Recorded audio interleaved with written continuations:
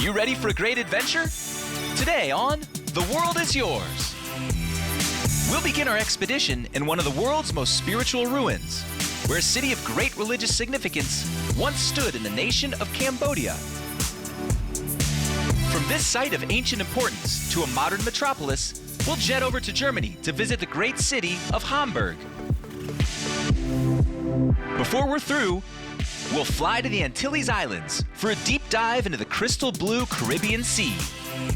There's a unique world to behold here on the island of Curaçao.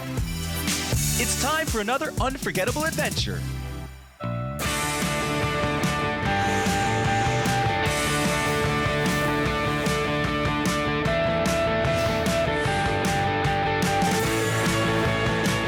The world is waiting, and the world is yours.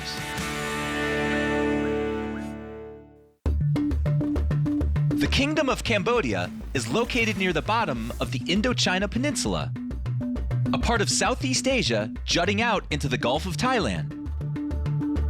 With a population of 15 million and nearly the entire country practicing a form of Buddhism, the official religion of Cambodia, it's no wonder the country is home to some of the most important ancient temples. The current capital, as well as the largest city, is Phnom Penh, the cultural, economic, and industrial center of all of Cambodia. Known for its stunning French architecture, the city has been the capital since the French colonization in the 19th century. But long before the French came to Cambodia, there was a city with a rich history that was once considered the capital. Angkor, which in the Khmer language means capital city, was a megacity and central hub for the Khmer Empire, a great ruling power which had control over much of Southeast Asia from the 9th to the 15th century. The ruins of the once great city still remain in Cambodia today, and some of the Khmer Empire's greatest monuments can be found here. This is Angkor Wat. This incredible temple is the largest religious monument in the entire world. Located in the heart of ancient Angkor, this temple complex covers over 400 acres.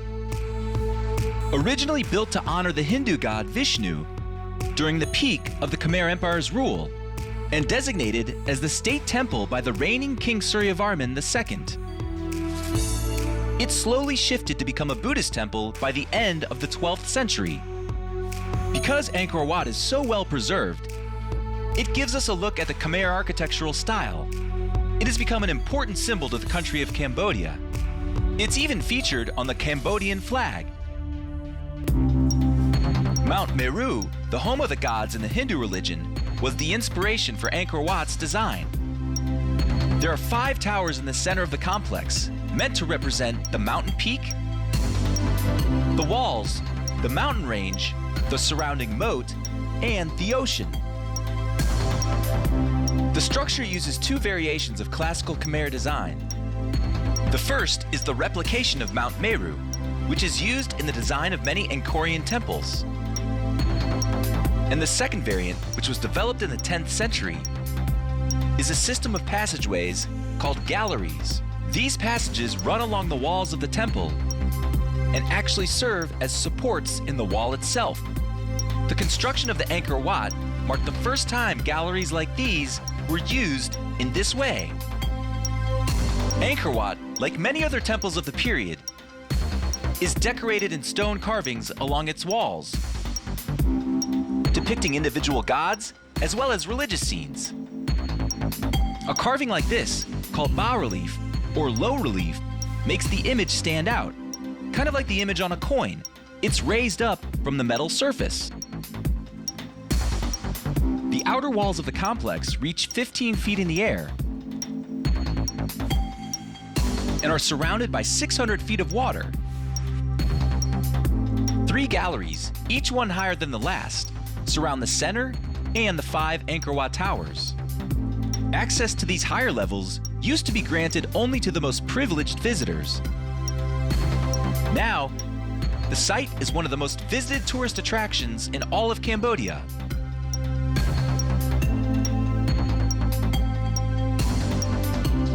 even see where the Vishnu statue, Ta-Reach, resides.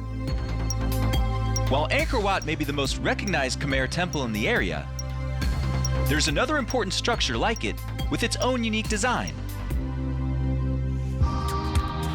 The Bayon was built during the reign of King Jayavarman VII. His official state temple, which sits at the very center of his capital, Angkor Thom, meaning Great City, is the last capital of the Khmer Empire. The Bayon is considered the best representation of the Khmer's Baroque style, in contrast to the Angkor Wat's more classical Khmer architecture. The two temples also differ in their religious dedications. Unlike Angkor Wat, which only later transitioned into a Buddhist temple, the Bayon was created to honor Buddha, and the buildings reflect this. The temple has two sets of bas-reliefs, showing mythical Buddhist images and figures, as well as historic depictions. And the Bayon is best known for its many smiling faces carved into the stone towers. The Bayon is the last temple constructed in the ancient city of Angkor. King Jayavarman VII set out to build a great number of monumental structures, the Bayon being the centerpiece of Angkor Thom. Another of his great temples can be found here as well. Just east of Angkor Thom, there's the Ta Prohm, another of Jayavarman VII's Buddhist temples, as well as a monastery and a school. Its original name, Rajavihara, means Monastery of the King. Jayavarman VII built Ta Prohm to honor his family, even modeling some of the figures on his own family members. It is believed the monastery was the home to some 12,000 people. 12,000! With many more who lived around it working there as well. The temple underwent expansions and additions through the 15th century. And since the end of the Khmer Empire, the Ta Prohm is another temple that has been well preserved. The jungle that has grown around and throughout the structure gives it a particularly peaceful feeling. And the temple has become a major draw for visitors of Cambodia. We've explored many religious centers in the great ruins of Angkor. What a cool experience! Now, let's fly across the continent to our next magical destination. But first, let's test your world knowledge. The German take on frikadelle influenced the creation of what popular American food item? A. Pizza. B. Taco. C. Hamburger. D. Chicken finger. The answer coming up when we return to The World is Yours.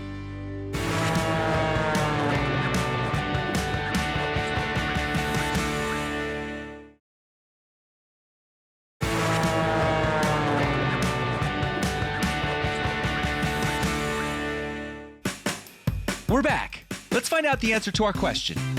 The German take on frikadelle influenced the creation of what popular American food item? A. Pizza. B. Taco.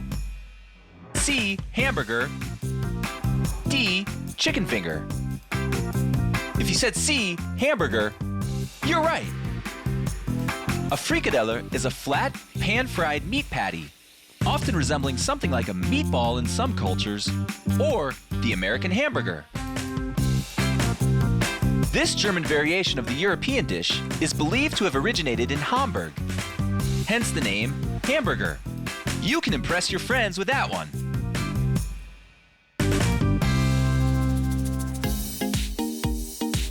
Welcome to Hamburg. Hamburg, with a population of nearly 2 million, is the second largest city in Germany. In addition to being home to the inspiration for the hamburger, Hamburg is home to the second oldest bank in the entire world, the Berenberg Bank, and also contains Europe's second largest port, making it one of the biggest commercial centers in Europe. The port of Hamburg, Germany's largest seaport, is referred to as Zur Welt, or the gateway to the world. The harbor, founded in 1189, became Europe's leading center for trade and commerce. Its placement on the Elbe River led to the growth and expansion of the city. Not only is Hamburg a major economic hub, it is also known for its vast cultural influence. As the birthplace of Hamburger School, no, not hamburger related, but meaning Hamburg School, which is a movement in music combining pop, punk, and a variety of genres in between, it brought German language bands into the mainstream and influenced bands all over the world. Who knew? This is Spiegelstadt, Hamburg's warehouse district, and a neighborhood with great history. And it's the largest warehouse district in the world in which the buildings are standing on wood foundations. Pretty cool. Along the port of Hamburg, Spiegelstadt runs about a mile down the river, with canals between the buildings for loading cargo. The warehouses were built in the 19th and early 20th centuries. And the port itself was established as a free zone, an area where trade laws differed from surrounding parts. And customs, or fees for goods coming into the country, were not charged for the goods that traveled through the port, which made the port of Hamburg a particularly desirable point of trade. And so, the port expanded. Today, many of the warehouses are still used for the purpose of trade, with industry leaders basing their operations here. Spiegelstadt is also a major tourist destination. Harbor tours focus on the district, and some of Hamburg's best museums can be found here. The German Customs Museum, the Model Railway Museum, the Miniature Wonderland, and the Hamburg Dungeon, an interactive museum experience that examines some of Hamburg's darker history. Whoa! I think we can all be grateful we're just visiting the dungeon. We could walk through Hamburg for a leisurely tour of the city's unique neighborhoods, or we can cruise through Hamburg in style on a guided bicycle tour. Grab your helmet and jump on a bike as we start our trip from St. Pauli and ride through the streets on the city's grid of cycleways. Along the way, we'll get the inside scoop on Hamburg's great sights and landmarks from one of these expert tour guides on routes that'll take us through Hafen City, Alsterwandeweg, even Wilhelmsburg. We're sure to see some of the hidden gems biking through town. But if seeing a city from its majestic ports is more your speed, we've got you covered there too. We'll test our sea legs as we board the deck and sail the open harbor seas, with insight from one of our knowledgeable skippers, who could point out everything we might have missed exploring Hamburg from the shore. Let that sea air breeze relax you, because next, we're gonna raise the volume on our German excursion. Having seen all that Hamburg and its surrounding area has to offer, we must stop at the Hyde Park, the largest amusement park and resort in northern Germany. The park covers a massive 210 acres, with 9 awesome roller coasters: the Indie Blitz, Grottenblitz, Krake, Desert Race, Limit, the Big Loop, Flug der Dämonen, Schweizer, Bobahn, and the longest coaster of them all, over 4,000 feet long, reaching a top speed of over 70 miles per hour. Colossus. And if flying down a track at 70 miles per hour isn't for you, there are plenty of things to see and do. We'll hit the Bucht der Pirate, an area designed just like a pirate's bay, visit the castle in Transylvania, and saddle up in the Wild Wild West. With so many rides and so much to do, we could really lose track of time at Hyde Park. But let's get going so we have enough time to make it to our last location. But first, let's test your world knowledge. The island country of Curaçao is part of a Caribbean region of islands controlled by which European kingdom? A. The Kingdom of Cambodia. B. The Kingdom of Sweden. C. The United Kingdom. D. The Kingdom of the Netherlands. The answer coming up when we return to The World is Yours.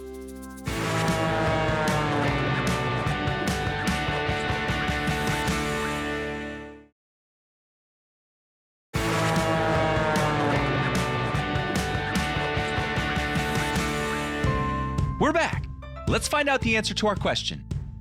The island country of Curaçao is part of a Caribbean region of islands controlled by which European kingdom? A. The Kingdom of Cambodia. B. The Kingdom of Sweden. C. The United Kingdom. D. The Kingdom of the Netherlands. If you said D, the Kingdom of the Netherlands, you're right. Curaçao is part of the Lesser Antilles Islands, as well as the Dutch Caribbean region in the Southern Caribbean Sea, making it part of the Netherlands. Its formal name is the Country of Curaçao, which includes the main island, as well as the smaller Klein Curaçao, or Little Curaçao. The first people to inhabit the island of Curaçao were the Arawak. Believed to have come from Curaçao from South America, they outdate the first Europeans by hundreds of years. When the Spanish arrived in the 15th and 16th centuries, Curaçao was one of the islands they occupied. The Netherlands, which had been part of Spain at the time, gained independence. And the Dutch colonists established a city at the harbor on the island. An ideal place for trading and docking ships in the Caribbean, the Dutch West India Company founded Willemstad on the coast, which became an important port, building Curaçao's shipping economy. Willemstad became the capital of Curaçao and grew as trading in the Caribbean continued to flourish. Now, the city draws lots of tourists for its tropical location, entertainment, as well as the rows and rows of beautiful Dutch buildings in all shapes, sizes, and colors. The buildings edge right up to the water, and the boats dock alongside in the inlet port. This natural harbor, the Schotehaat, and the city center have been designated a UNESCO World Heritage Site. The city is divided by the St. Anna Bay. On one side is the Punta section, established in the 17th century, which is the oldest and founded when the Dutch took the island from the Spanish. The Otrobanda was established in the early 18th century, and its name originates from the Papiamentu phrase, Otrobanda, which means the other side. The Punta and the Otrobanda sections of Willemstad are connected by a bridge over the St. Anna Bay. The Queen Emma Bridge is a pontoon bridge, meaning it floats on top of the water. How cool is that? The Queen Emma Bridge has a hinge that allows it to open, letting boats through when they need to cross. The bridge was built in the late 19th century. Originally, it was a toll bridge, and interestingly, only people without shoes could cross without having to pay the toll. Nowadays, anyone can cross it, for free, shoes or no shoes. Well, we've spent enough time on land. Let's head to our last activity, which will take us down into the Caribbean Sea. But first, let's test your world knowledge. What water activity gets its name from the self-contained underwater breathing apparatus used by the participants? A. Snorkeling. B. Scuba diving. C. Surfing. D. Swimming. The answer coming up when we return to The World is Yours.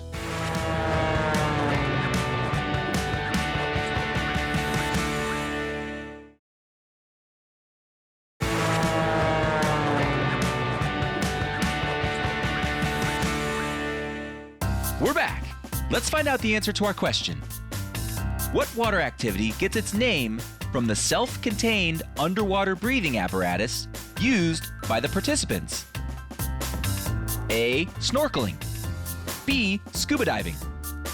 C. Surfing. D. Swimming. If you said B. Scuba diving, you're right. Scuba diving gets its name from the acronym SCUBA, which stands for Self-Contained Underwater Breathing Apparatus. So, the actual system used for divers to breathe underwater is the origin of the word that we now use to refer to this kind of diving altogether. Pretty cool, huh? Want to see something really cool? Curaçao has a ledge under the surface of the water that extends out from the island. This ledge drops suddenly and is known as the Blue Edge. Because the coral reefs off the coast can be reached without needing a boat to take divers out, the Blue Edge is a very popular attraction for divers of all walks. Snorkelers and scuba divers travel here for the calm waters right off Curaçao's coast. With all the bays and inlets that we can visit, we'll be able to swim around in one of the most stunning parts of the Caribbean and see all the amazing sea life within arm's reach as we swim deep below the surface. Good thing we have our self-contained breathing apparatus. We can scuba till the sun goes down. Well, that wraps up our adventure for today. We set out into an area full of incredible spiritual history, as well as some of Southeast Asia's best-kept temples in Angkor, Cambodia. Ate authentic frikadelle and rode the raging roller coasters at Hyde Park, an amazing experience only to be had in Hamburg, Germany. And strapped on our scuba gear and ventured deep into the Caribbean Sea, where coral reef can be reached just off the Blue Edge at Curaçao. Thanks for joining us on our trip around the world. There are many more adventures to come. Until next time, the world is waiting, and the world is yours.